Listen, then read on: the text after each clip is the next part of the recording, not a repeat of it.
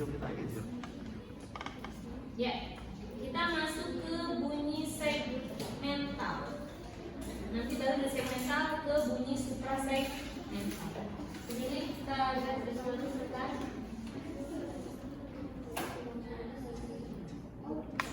Garis besar ya, secara garis besarnya.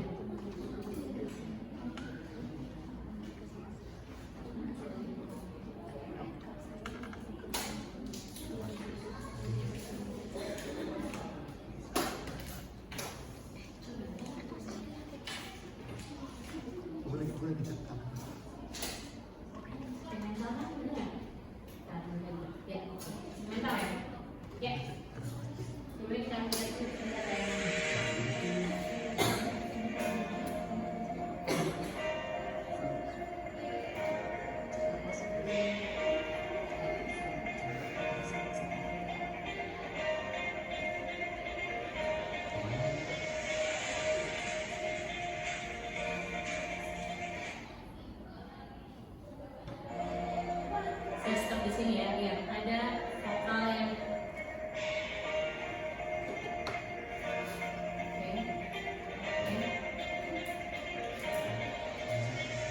oke, stop di sini. Menurut Bookcase, Mas Nur, bunyi segmental ada 4 macam katanya. Apa itu? Vokal, bunyi yang tidak terhambat oleh alat pick-up, melainkan hanya diganggu oleh posisi lidah dan bentuk mulut. Betul? Setuju nggak? Kok diam aja? Setuju nggak? Setuju. Setuju karena kemarin sudah kita bahas bahwa huruf vokal merupakan huruf yang tidak ada hambatan, tidak ada jedaan, tidak ada sekatan, tidak ada pemberhentian. Dan huruf vokal merupakan huruf bulat. Kenapa bulat? Karena si membunyikannya itu harus dibulatkan mulutnya. Gitu ya. Jadi jelas bahwa vokal merupakan bunyi yang tidak terhambat oleh alat ucap, melainkan hanya diganggu oleh proses lidah dan bentuk mulut. Betul. Kalau mau A, tinggal bentuk mulutnya dibuka menjadi A. Kalau I menjadi I. Sekarang kalau benar nggak ada posisi lidah dan bentuk mulut? Kalau lidahnya bilang A, gimana lidahnya? A. Coba A sambil melet, gimana bunyinya? A. Bisa nggak? Bisa sih, tapi soalnya jadi gimana? Tapi nggak usah melet banget, lidahnya sampai ke bibir bawah. Coba gini, A.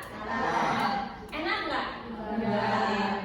Jadi awas tadi, karena kita orang bahasa, ya, ketika mengucapkan apapun harus memfungsikan alat ucap dengan baik. Walaupun sekadar lidah itu merupakan alat ucap dan alat ucapnya sangat berpengaruh terhadap bentukan bunyinya. Contohnya tadi, kalau mau bilang A, maka lidahnya nggak boleh asal naruh. Misalkan kita mau asal Bu lagi sariawan, maka A-nya jadi nggak enak kan?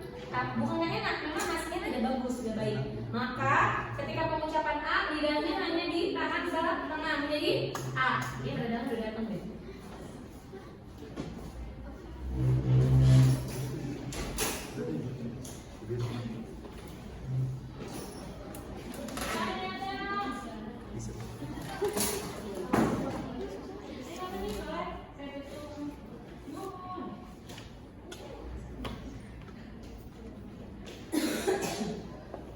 Lanjut, konsonan. Konsonan merupakan bunyi yang terhambat oleh alat ucap di dalam rongga mulut atau rongga hidung. Betul? Betul.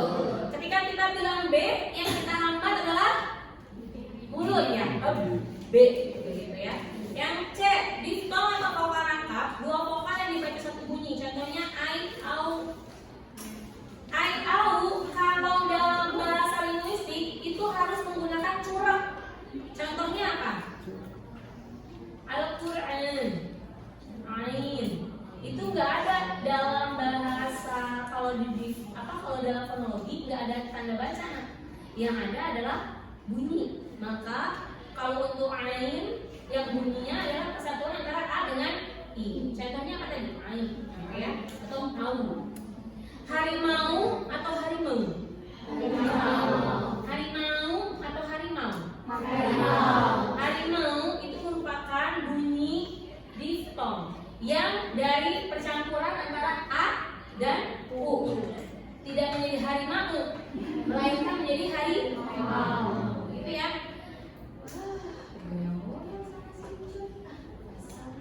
Yang terakhir adalah bunyi cluster. Cluster merupakan konsonan rangkap, dua konsonan yang dibaca atau dibunyikan secara rangkap dari persatuannya. Contoh yang huruf rangkap atau cluster. Sekali lagi, cluster. Cluster itu merupakan konsonan rangkap atau dua konsonan yang dibaca satu bunyi. Contohnya, ketika ada tulisan syarat, harusnya dibacanya menjadi gimana? Syarat. Iya kan? Karena ada S dengan Y. Maka pengucapannya harusnya syarat. Tapi karena ada pengertian huruf cluster, maka nggak usah lagi syarat. Kayaknya syah sekali. Tetapi pengucapannya menjadi syarat. Syah. Bukan syah.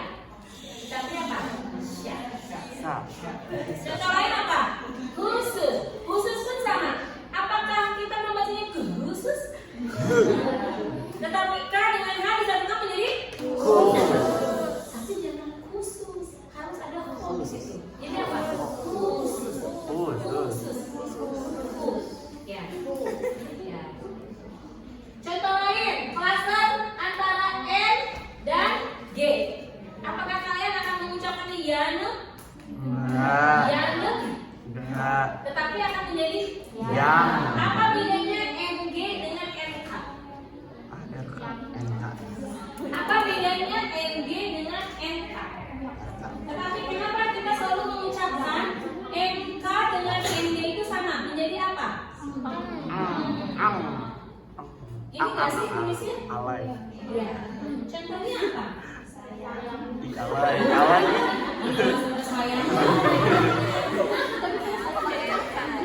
Ini adalah cluster ya, Nak.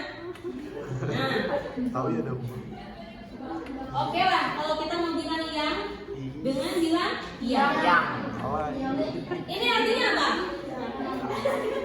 Ini artinya apa? Sayang. Iya sih. Ya. Kata siapa?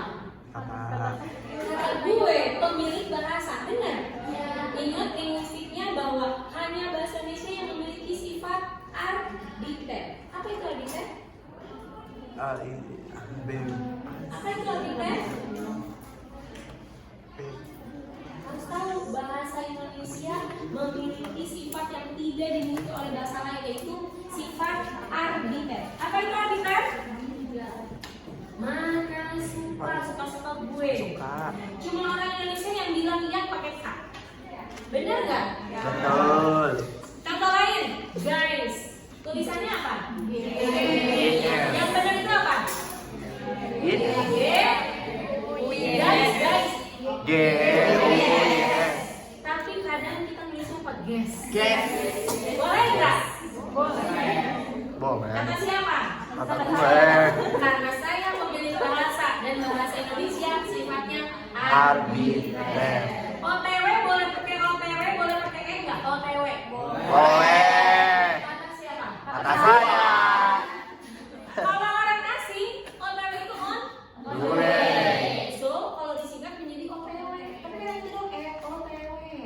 OTW, ya nggak? Empat ya, Wel. Yes, boleh kasih banyak nggak? Boleh. Kata siapa? Kata saya. Pemilik bahasa Indonesia ini sampai nanti ya, hanya bahasa Indonesia yang memiliki sifat arbiter, yaitu mana suka. Tapi dalam fonologi dijelaskan, arbiter itu sebenarnya bisa di mix match. Mix matchnya apa itu? Contohnya bank dengan bank. Apakah yang kedua, Bu, saya mau buka tabungan di bank BRI, itu nggak? Padahal kalau orang asing bilang itu bukan bank, tapi apa? Bank. Iya kan? On bank. Tapi kita orang Indonesia ngomongnya apa? Bank. Padahal harusnya apa? Bank. Boleh nggak guys? Boleh. Kata siapa? Kata gue. Jadi kalau dalam bahasa Indonesia-nya fonologi antara N dan G itu ada dan bisa diplesetkan bisa. Nanti masuknya ke jenis-jenis cluster. Ya, ini kan cluster ya. Nah, mungkin minggu depan saya akan membahas ke jenis-jenis cluster, jenis-jenis diphthong. Ternyata ternyata masuk ke segmen. Begitu ya. Iya. Untuk sementara Ibu share lewat PJ. email. Ada yang punya itu enggak? Taruh. Banyak Langsung di ya. email aja ya ke Mbak di PJ ya. Di share. PJ siapa? Mbak satu lagi. Oh, ini bisa. Cuma satu kelas kan ya? Nanti kirim email ke Ibu di PJ. Di grup PJ nanti Ibu kirim yang sekarang. Siap. Cukup banget dari pertanyaan. Cukup. Makasih ya.